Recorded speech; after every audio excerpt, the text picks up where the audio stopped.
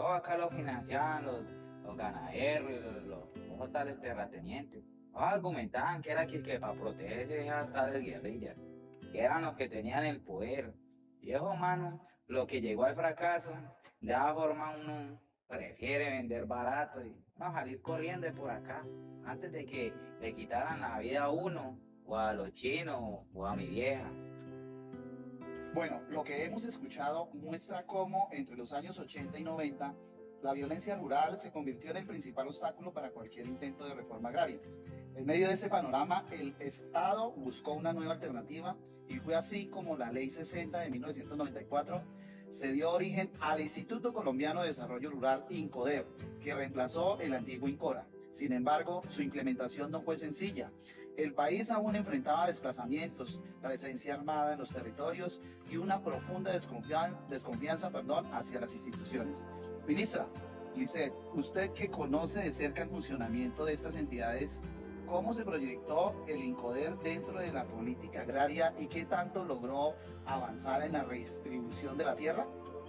Álvaro, por supuesto, se creó el Sistema Nacional de Reforma Agraria y Desarrollo Rural Campesino, como un conjunto de instituciones y demasiados mecanismos para impulsar un desarrollo más equitativo en nuestro campo. Esta ley buscó no solo adjudicar tierras, sino también garantizar el acceso integral, incluyendo subsidios para la compra de predios, apoyo técnico y crediticio, y la participación de las comunidades rurales en la gestión de sus territorios. Por primera vez se incorporó de manera expresa un enfoque ambiental, reconociendo que la tierra no es solo un bien económico, sino también un recurso vital que debe usarse de manera sostenible. Sin embargo, los avances fueron limitados para la desconfianza en las instituciones. Eso se creó fue porque reconocieron los derechos de la nueva constitución. Ya la constitución se creó fue con sangre de nosotros los campesinos. Y además ese instituto fue pura corrupción. Ya era mejor uno venirse para la ciudad porque en el campo habían dos opciones, o uno se moría o trabajaba para la guerrilla. Mire Álvaro, yo estuve en la guerra hasta que se confirmó el acuerdo de paz en 2016. Y si algo vi yo en todos esos años fue que el campesino siempre terminaba siendo el más afectado. Perdían sus tierritas, sus casitas, hasta todas sus familias. ¿Todo por qué? Por una guerra que decían que eran por ellos, pero que nunca les trajo nada bueno.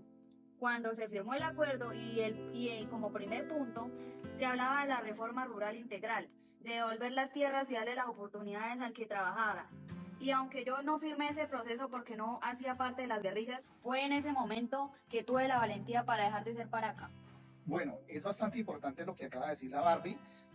Con el referente al punto 1 del acuerdo de paz del 2017 fue uno de los pilares centrales, la reforma rural integral, pensada para saldar la deuda histórica con el campo colombiano. Buscaba garantizar el acceso a la tierra y el desarrollo rural con equidad mediante la creación del Fondo de Tierras con 3 millones de hectáreas para campesinos sin tierra y la formalización de 7 millones más. Además, se implementaron los PEDET y los Planes Nacionales de Infraestructura, Salud, Educación, Agua y Desarrollo Rural, con el fin de transformar de manera real las condiciones de vida del campo. Doctora Lisset, ¿puedes aclararnos un poco sobre el tema? Claro, Álvaro. Con esto ya ubicamos lo que sería la cuarta reforma rural en Colombia, lo que nace precisamente del Acuerdo de Paz de 2016. En esta reforma se entrelaza con la creación de la Agencia Nacional de Tierras, una entidad encargada de administrar, ubicar y formalizar la propiedad rural, además de gestionar el Fondo de Tierras y coordinar los procesos de ordenamiento territorial. En otras palabras, podemos ver que la agencia busca garantizar que la tierra cumpla su función social y que los procesos de acceso y formalización realmente lleguen a las comunidades que históricamente han estado excluidas del desarrollo rural en nuestro país.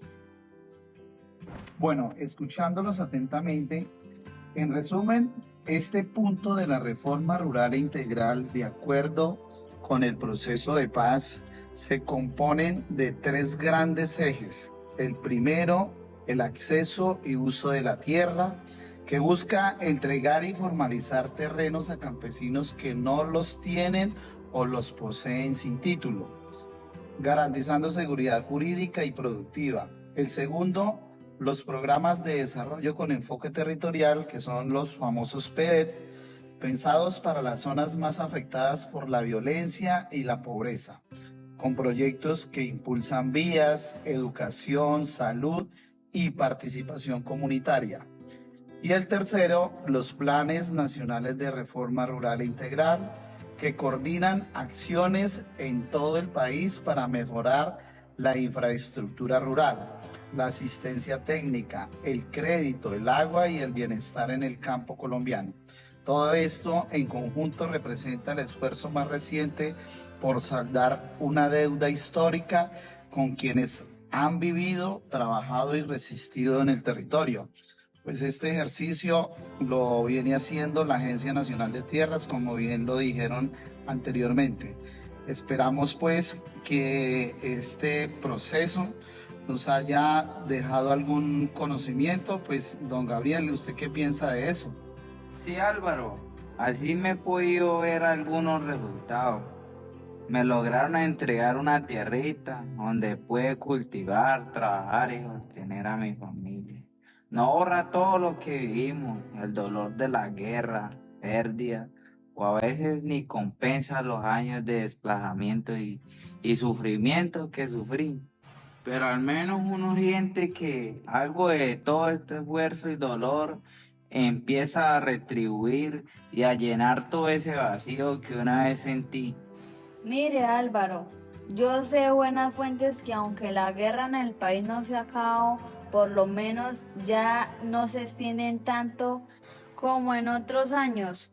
Eso nos da un poquito de esperanza, que las reformas, que los acuerdos y las presencias del Estado empiezan a generar cambios reales en los territorios, aunque falta mucho por recorrer. Bueno, escuchándolos atentamente a todos, estamos llegando al final de nuestro podcast. Gracias a todos por sus aportes. Creo que ya tenemos suficiente ilustración. La historia del territorio colombiano es compleja, muy compleja, pero también muestra la resiliencia de nuestros campesinos, el valor, el querer su campo después del conflicto y la reforma. Gracias por acompañarnos en Territorio y Memoria. Nos escuchamos en el próximo capítulo, donde seguiremos explorando las historias que dan forma a nuestro país.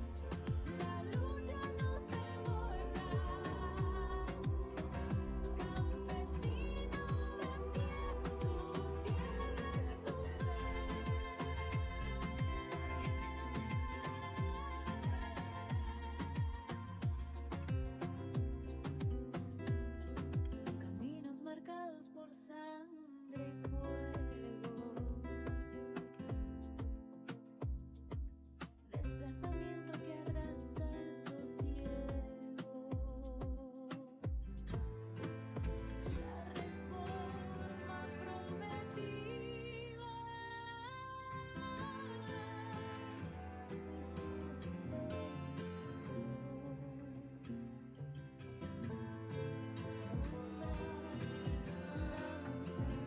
Los personajes presentados en este podcast son completamente ficticios.